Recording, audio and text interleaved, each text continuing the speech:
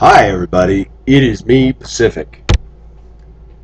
I've had some viewers write in asking me if wanting to know my belief on marijuana and drug use.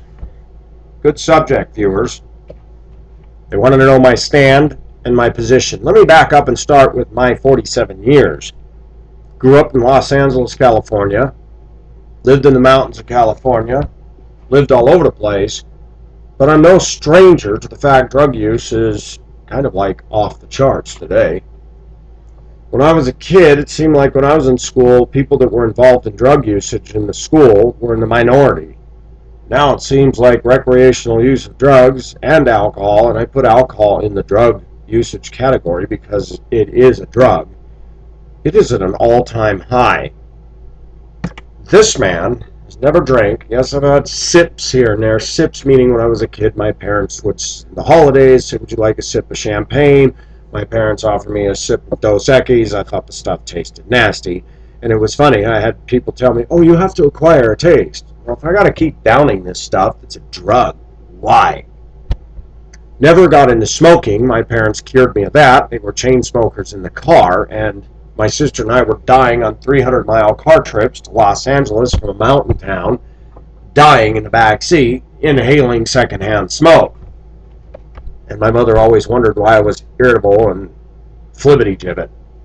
Maybe it has something to do with that smelly, nasty thing in your mouth, but I could be wrong. By the way, as an indent, I think they ought to make it against the law for parents to smoke around children ever, period, and if they do, social services ought to get involved. Is that extremism? It is. Smoking is bad, and kids that breathe secondhand smoke, that's not fair. They have no say in the matter. Children need to have the right to clean air, clean water, safe environment. End of story. Parents are smoking cigarettes. The kids are subject to that, and they have no choice. Not right. Let's go into drugs. But before I do, a little humor, Chinese proverb. He who stand on toilet, high on pot. Ha ha ha. I got a problem with marijuana. Oh, it's been offered to me many, many times throughout the course of my growing up here, especially in California. I grew up on the tail end of the lovely 60s, and the, hey, man, you want a joint, man? No, dude. You know, the Flower Power children, the VW buses with the peace sign and the paisleys all over it, and the old school buses painted up like the Partridge Family. Oh, yeah. I grew up on that. I remember my dad and I going down the California coast, and I saw this beautiful campground in the ocean and the surf crash. I said, Dad, let's stay there. That's a great place. Oh, no, that's a hippie campground. Dad, what's a hippie? Now I know what a hippie is. In Colorado here, they've made medicinal marijuana legal. That seems to be showing up on the ballots all over the place. Ironically, that's become another pigeonhole as one more step in the direction of legalizing drug usage. And anybody can go out and say, oh, I got this pain, doctor, write me a prescription. BS. I have a problem with this stuff.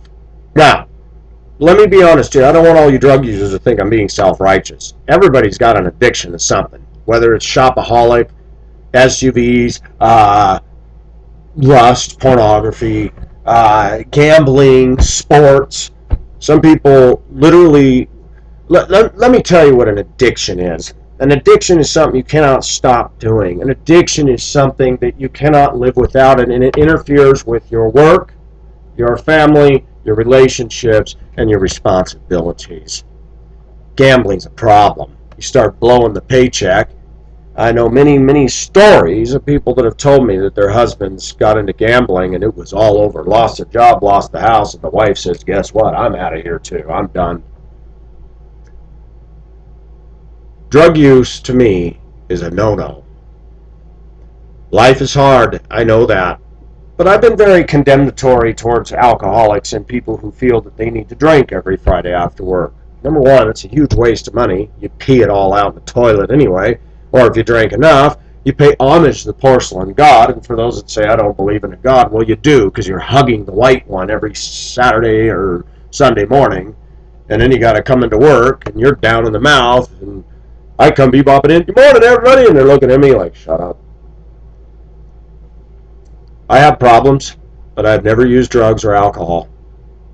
Let me say that again. Never. I did not grow up in a Christian home.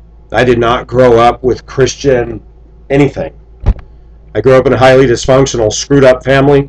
The people that adopted me, and their definition of religion was go to church once in a while. My mother believed all roads lead to heaven and blah, blah, blah. I gained nothing by their so-called spirituality. That being said, I did not have a Christian underpinning. But in California public schools, and for any of you California teachers or educators or big shots out there, this is my tipping my hat off to you.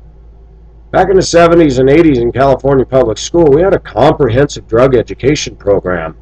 LSD, angel dust, cocaine, PCPs, barbiturates. And as a kid, I paid attention to that. I was a squirrel. But that caught my attention. Hearing stories about people on LSD walking out of the 30th floor building thinking they saw angels and splat. People sniffing paint, wrecking their brain. I thought, why would anybody do this, even as a kid who really had problems? If anybody should have been on drugs, it should have been me to deal with my own pains. If anybody should have been an alcoholic, it should have been me. Let me tell you something, viewers. Most of you all have not seen or done what I've done and seen, and you don't put up with the daily stress I do just in my job. And you got to go get a drink all the time. You got a problem. Alcohol is called liquid courage. For boys that don't have the guts to face a woman or face life, they get behind a bar and they start putting them down and buying rounds of beer. Suddenly they're Mr. Cool. I know guys that were losers, but if they provided the kegs, they didn't have the looks, they didn't have the smarts, but if they bought the keg, they had the girls. It's a pretty vain, shallow world out there. But I'm against drug use. I'm not talking prescription medications that doctors prescribe. Those can be abused as well. But I'm talking about people using marijuana, people using drugs to get themselves through life, saying marijuana never harms anybody. I actually did some reading and some studying, and marijuana, though people don't tend to get violent when they use marijuana, it does create a need for another higher and higher high. It's just like sexuality, okay? If you have normal sexual relations with a woman, that can be quite fulfilling. But as with any relationship, things start to cool, and many couples find themselves wanting to find new ways to titillate themselves, so then they put on a porn movie. And it works. It accomplishes an orgasm for both of them, if either one is not appalled by what they're seeing. But now we have people getting on Craigslist, looking for couples, looking for this. I have experimented with things in my own sexual life, and all I'm trying to say is when you open the door to certain things, you have to have newer and higher highs to get you, and do different things to get you there. The argument that pot users use is that it doesn't lead them into other or higher drug use. I don't agree with that.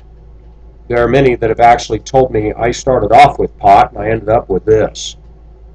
So maybe some have been able to control themselves, but I still think drugs are drugs.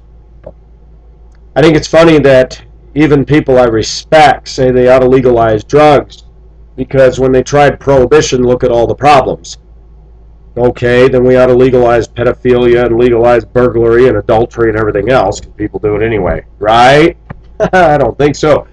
Let's tell people that the speed limit, stop signs, and turn signals don't matter. Of course, most people don't use them anyway.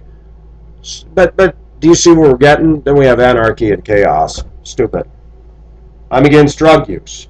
I think drug use is foolishness. I think smoking pot is lame. But that's my view. And I base that view on many reasons. I base that view on my Christian worldview. I base that on just common sense. We all do things to feel good, whether it's listen to music, have a girlfriend, a boyfriend, drive a truck and go for a drive, or go on a sailboat, or go on a cruise, and that's perfectly okay.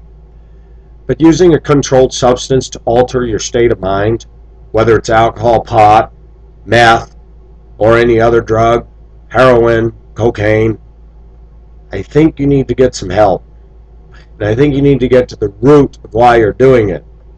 And it's not just because it feels good, it's generally because you can't deal with life. Life is tough, I'll give you that. I go through it every day. I told my girlfriend recently, if I had $1 million, I know exactly what I'd do. I'd leave America, and I'd go find a nice island to live on where there was no traffic and no drama, and I'd go there. I'd find a nice community of foreigners and expat people that are tired of all the rat race of life and connect with them. But drugs? I have no interest in doing that. I've had them offered to me. I've had pretty women come up to me wanting me to go to the bar. I remember when I was in Hong Kong, some of the Filipinas tried to press a bottle right up to my lips when I was at karaoke, and I gently pushed it away.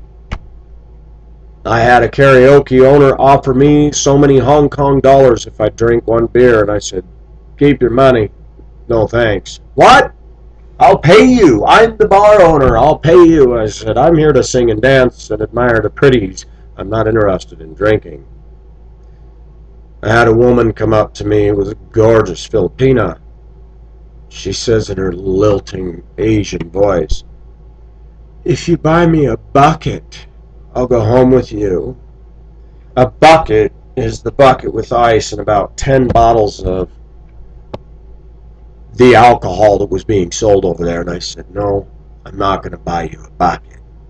But why? Don't you think I'm pretty? I said, you're gorgeous. But if I got to get you drunk to come home with me, I'm not interested. You see, man, in Hong Kong, if I want to play that game, I don't have to buy anybody any alcohol. There's plenty of girls that just want a man to love on them for free. Number one. Number two, I don't want to be with somebody who's inebriated. Why would that be a turn on to me? So, viewers, you asked me, what is my opinion on marijuana? I'm against it. Should we be legalizing this stuff? No. There are ways to deal with the drug problem, but my ways are too harsh for most Americans. Drug dealers should be dealt with the same way they're dealt with in the Philippines. Death to drug traffickers. It says that right when you come into the Philippines and you get your little traveler ticket there, when you get off the airplane. Death to drug traffickers. I think that's a great idea. If we started doing that in the United States, maybe it'd send a message. I'm not even going to get into the cost in lives and people and property with drug deals gone bad, with the effects of drug users and traffickers on their children and their families. It's deplorable. If you want to tell me that God is a crutch, I will laugh at you. God is not a crutch. He exists in heaven, and I believe in God. You're the one that's on a crutch by using a controlled substance to get you to a place because you can't deal with reality. For all those that party and get drunk, that's escapism, but it's so short-lived, so expensive, and then you could get in a wreck driving your car home. It ain't worth it. Pacific still enjoys the simple things in life, and I don't need a controlled substance to get me there. Viewers, you asked, I answered. I hope that gives you something to grab onto. Viewers, send me things you want me to talk about. I'll do my best to pony up and talk about those subjects. This is Pacific, signing off. Bye-bye.